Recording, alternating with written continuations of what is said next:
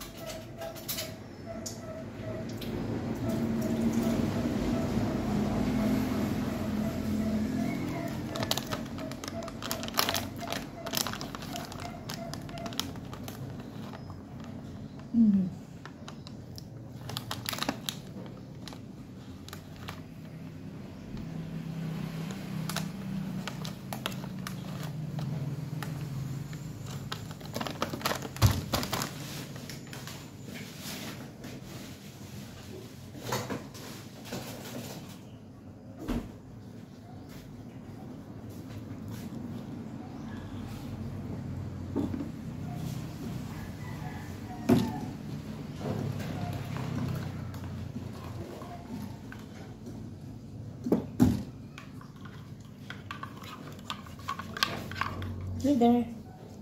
Alikan to, Mama. Mama is here. Butan yung nalambing. Ay, parang okay na.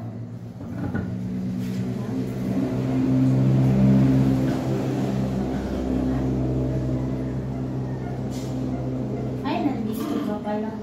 Mawawala eh. Nalilimutan ko. May ano pala ako. Okay, napakain ko sa kanya ito mga langga. Ganito yung pagpapakain ko sa kanya langga.